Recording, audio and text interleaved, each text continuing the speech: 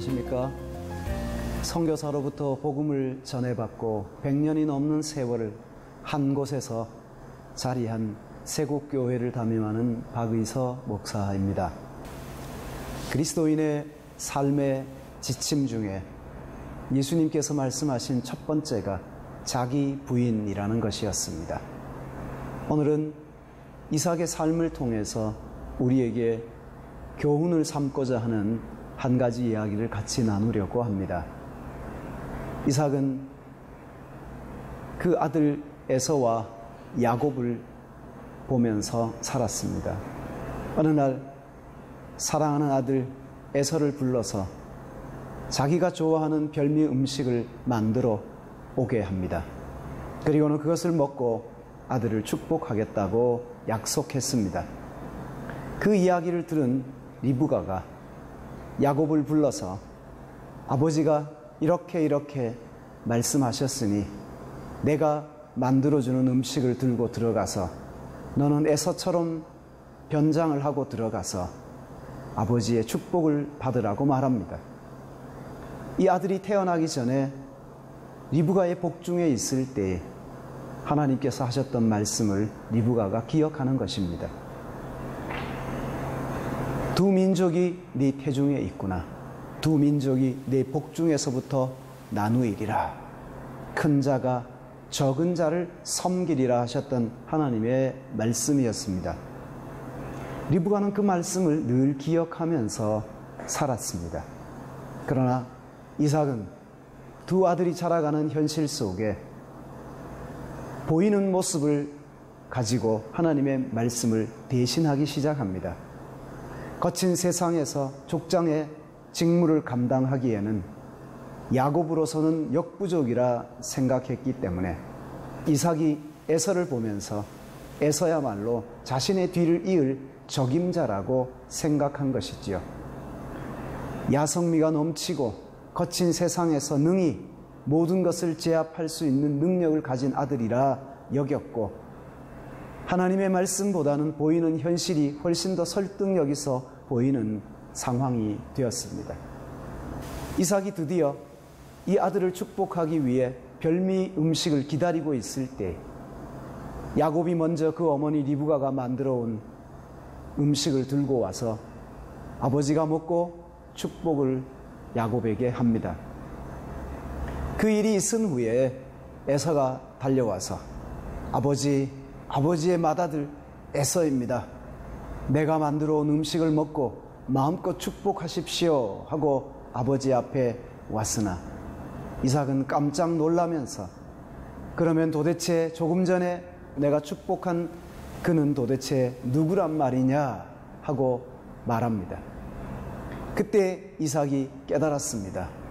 야곱이 형을 속이고 자기를 속이고 대신 별미 음식을 들고 들어와서 축복을 받고 갔다는 사실을 알게 됩니다.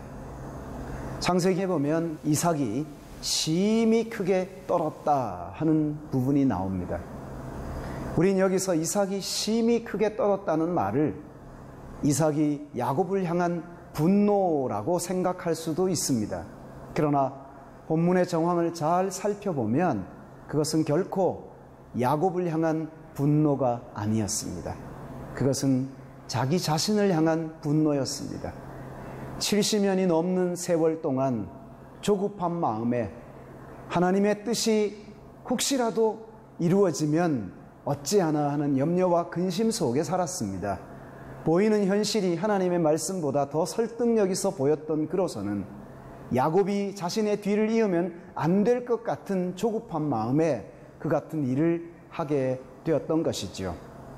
결국 이삭은 에서를 축복하는 대신 야곱을 축복하게 됩니다.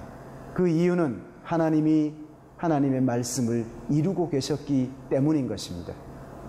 하나님의 말씀은 결코 사람의 뜻대로 되어지는 것이 아닌 하나님의 선하신 뜻대로 이루시는 것을 보여주는 거죠. 이삭이 에서를 축복하기 원했으나 하나님은 야곱이 자신의 뒤를 이어갈 아들이라는 사실을 가르쳐 주셨던 것이죠. 사실 이삭은 야곱을 축복한 후에도 40년이 넘는 세월을 더 살았습니다. 아직 하나님 앞에 가기에는 너무 많은 세월이 그의 인생 가운데 남아 있었던 것이지요. 하나님의 막판 뒤집기가 모든 사람들의 인생 가운데는 준비되고 있습니다. 우리가 하나님의 뜻을 따라 살지 않고 육체의 소욕을 따라 자신의 뜻을 이루려고 할 때 두려워해야 하는 것은 하나님의 남은 뜻이라는 것입니다.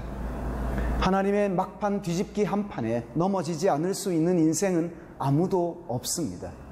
이삭은 결국 하나님의 막판 뒤집기에 걸려 넘어지고 결국은 자기를 부인하는 마지막 순간에 자기를 향해 분노합니다. 하나님의 말씀을 따라 산 것이 아니라 보이는 현실을 따라 살아온 자신의 어리석음과 미련함을 생각하면서 하나님 앞에서 자기를 향한 분노를 가졌던 것입니다. 모든 그리스도인들은 세상 속에서 자기를 향한 분노를 가져야 합니다. 이것을 예수 그리스도의 가르침을 따라가면 자기 부인이라고 말할 수 있습니다. 그러므로 하나님을 따르는 모든 백성들에게 그 따름에 우선하는 것이 자기를 부인하는 것입니다. 예수 그리스도께서 가르치신 제자도의 기본이 자기 부인이라는 것을 다시 한번 우리의 삶에 적용하고 우리의 영적인 삶을 살피는 모든 그리스도인들이 될 수 있기를 간절히 소망합니다.